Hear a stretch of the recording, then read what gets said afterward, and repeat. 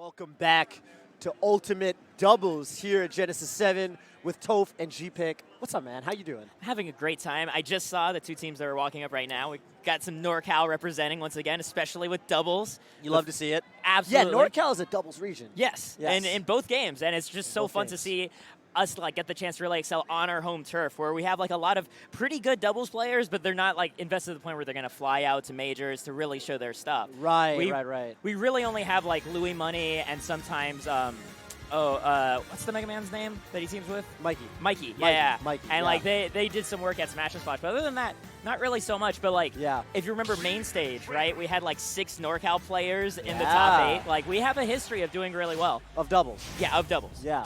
So it's MVD and ESAM are going to be going up against Klaatu and Varun. Varun, yeah.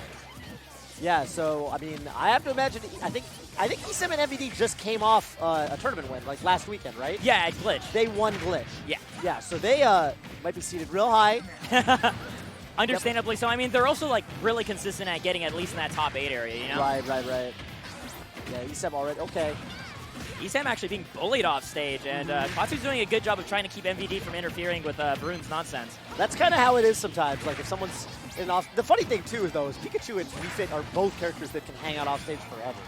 So, yeah, Wii Fit Trainer loves doing those pull-ups. Yup. Yeah, I think he noticed the C4 on the platform, had to back off. And wow, yeah, Klaatu actually managing to find his way through ESAM's first edge guard. Both members of the yellow team kind of shoved to the edge with a bunch of projectile pressure just flowing out from the green one. Yep. And there's the first stop. MVD actually, getting KO'd there. I feel like in situations like that, who do you, none of these characters are really that exploitable off stage, right? Right, yeah, the big one is Olimar, mainly because he can't have a hitbox in his recovery. The moment he does an aerial, then he just drops like a rock. So that could be something of a win conditions. If they can get Klaatu in a situation where he's having to recover like that. Oh wow, that was a brilliant forward tilt. Yeah. Yeah, getting up the stocks. But yeah, as you were saying, if they can just force Klaatu right there, that was so terrible actually, taking a ton of damage from that jab. Kind of just goes and goes and goes. And it looks like MVD, wow. That was so good because the C4 is in the middle, and since Klaatu was so busy being edge guarded by ESAM, he couldn't know that the C4 was right there and just ran right into it. That's kind of the strength of Snake and teams. You kind of, all the explosives become way harder to keep track of, and it just kind of becomes chaotic. Especially when you have Pikachu as your teammate, who's running so much interference. Yeah, just pressuring everyone everywhere. Wow, I like that approach from ESAM, just kind of bullying his way through the Pikmin. Yeah, ESAM just kind of going wherever he wants right now. It's kind of the strength of this team is they have so much control between the explosives. Yeah. And then Pikachu just kind of throwing hitboxes out everywhere. And just having not only Pikachu being able to be so aggressive with all his hitboxes, but he's also so fast that if somebody actually reaches MVD, ESAM could be right there and be at his side. And Varun. Okay, and Varun kind of both stock tagging and taking stocks. Yeah. With the deep breathing right now. And that's so important. Just the fact that they have that half a stock left on Varun. Oh, there it goes. So that changes things. That's unfortunate because they had the stock lead, but that's what you need to do when you're the green team is take both stocks ideally at the same time, and then it turns into a 2v1. And this is where things get really nasty, is I've seen MVD and ESAM, one of their favorite things to do is MVD tag C4 on ESAM, and then ESAM can just be super aggressive and tag the opponent with it. And you can't keep Pikachu off you forever. Right. Yeah, the rushdown is just too much sometimes. Ideally, and this is smart, right? Have MVD run point, because ESAM's at a bit of a threatening percent. Wow! Just like you said, right? The one moment where ESAM is slightly extended, he got hit by an up smash, and now it's a 1v1. Yep. Yeah, this is really awesome. Klaatu just going in. Oh, the up tilt does it though. Gets it out. The clutchest of up tilts from MVD. That was extremely close. Going into it, don't get me wrong, I love the NorCal boys, but this is one of the finest doubles teams. So I'm okay, they're gonna put up a fight, but that it was actually down to the last hit. Yes. Yeah, that was insane stuff. I have to wonder, so one of the things that I know Klaatu has in his pocket is the Piranha Plant. Yeah. I've seen him actually bring it out in doubles before. And it's usually, he says one of the main reasons he'll bring out Piranha Plant is if he feels like he's just dying way too fast as Olimar, because Plant is like one of the heavier characters in the game. Yeah. He gets to exist a lot longer and also can anti-air really well with that character. It is funny how there's this carryover between, like, Olimar mains that have a Plant secondary. Yeah. With, what's his name in Japan? Shuton? It's not who I'm thinking. Whatever.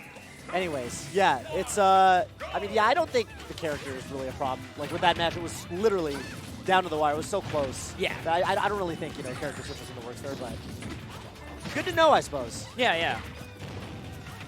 Ooh, oh, wow. Yeah, just that header paying dividends on ESAM off stage right now. Varun, ESAM rather, being able to pressure that platform with Thunder from like below the stage where it's so hard to like, you hear Pika yell Pika and you're like, wait, where's the Thunder gonna happen? Where's the Thunder, yeah. Same way with like Snake, right? Like he says now and like everybody like power shields. Yeah, yeah, it's a lot to keep track of. Yeah, every moment that Varun can get a deep breathing.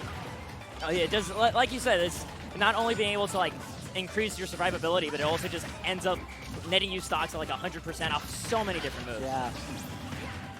But again, Greta taking the first stock. And there we go, ESAM getting close, and the C4 is transferred to Varun. I don't know if he notices. Oh no, it actually fell off. Okay. Wow, okay, yeah. I think MVD thought it was still on. Because like, why else would he have gone for the explosion there? Yeah. Well, I actually ended up hitting Klaatu, but it was like for nothing, for pennies. Oh, wow.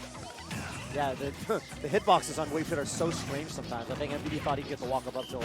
A little late on the tech chase there. Here's MVD has been getting that roll read away on the up tilt tech chase. And while all that's happening, ESAM's just keeping Klaatu from interfering at all, while MVD's having a pretty solid time of the 1v1 with Varun. Yep. ESAM doing his thing.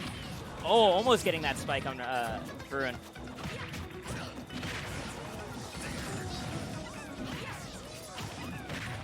Klaatu actually drawing ESAM away, getting Varun a little bit more breathing room. Yeah. Wow, the survivability right there. And this is, yeah, pretty much one of those situations where, like, taking a stock right now will decide a lot, I think. Yeah. Once because you get someone on their last stock, start applying damage. But just like last game, right? Like, we have triple-digit percents for both members of Yellow Team, whereas, like, the fact that ESAM has that wiggle room of, like, 50% on that stock means so much more because, like, they both won't lose their stock at the same time to be crippled. And just like that, it's, basically 4 stocks to 2, so all the damage right now that the green team can apply is bonus damage. Look at the projectile heavy style. Okay, yeah, so ESAM goes in. Oh, I thought he was going up for the up air or the back air. Yeah. That's interesting. Yeah, ESAM is applying so much damage to Klaatu right there. Not getting KO just yet. They're both off stage. Ooh, and this is stressful for Klaatu off stage. Okay, ESAM is gonna be hitting Varun. Yeah. ESAM, honest. Oh my god. I like that Varun went off stage there to just get in ESAM's way, right? But then Varun ended up getting edgeguarded by ESAM and the Nikita, so it actually ended up not helping. And there we go, the Nikita taking the other life. That is rough. Oof. That is rough. Yeah, like he gets the back air and then you just get the C4. Yeah. Can he just? I mean, when he goes down for the back air like that, could he just detonate the C4 as he's back airing him and just kill both of them? Yeah, you probably could. Like Yeah. at that percent, it's probably attackable. Honestly, C4 is so strong. Oh yeah. I don't know. Might not matter. I mean, it honestly didn't, especially because like ESAM was also dragging the opponent away from the stage, so the odds of them actually being able to tech into the wall Right. so low. Dude, that's one of those, like that game too, most of it felt close. And then it like just was a 4 stock. It's like, doubles does that a lot, especially like the moment that it's just like one person existing with like the other 2 members of the team, then like the damage just stacks on like 80% in like 5 seconds. Yeah. And like, it's always like last hit in doubles until like one of the 2 people die on like the last stocks, and then suddenly it's like it's spanking, and it's like it's all done at that point. I felt like that was so winnable for Klaatu and Varun until like kind of the last minute, and then it just snowballed for exactly the reason you I mean, it's so like, it's so, I don't know, I've always had this like secret theory, like across all Smash games, I've had this theory that like, okay, and it's kind of counterintuitive, but I feel like a stock lead means more in doubles. Absolutely, yes. And it's counterintuitive because there's twice as many stocks, right? They're playing with 6 stocks, and yet a one-team stock advantage to me feels. And the reason I think this is because I think it's easier to trade stocks and play to trade stocks in doubles. Yeah. Even though it's singles is 3 stocks, you would expect that like one stock is more of a swing or whatever. Like you see 3 stock comebacks. It totally happens. You do not see like 6 stock comebacks in Ultimate. You don't see 8 stock comebacks in Melee. Yeah. Part of that is also like it's also easier to preserve a stock, right? Like if one of your teammates is at like 150%, you can keep him around just by standing next to him. Right. Because like if he's in shield and you're next to him, like they can't even grab the guy because you'll be right there immediately to punch him in the face. That's right. Yeah, so like you're able to play defense a lot better. I've noticed that like if you even extrapolate it further from just doubles, like crew battles, stocks mean even more in a crew battle than any other format because like just having a stock lead and having that counter pick advantage, now suddenly every single matchup is playing in your favor. Just because you had that one stock, the entire crew battle is now flowing to you. That's interesting.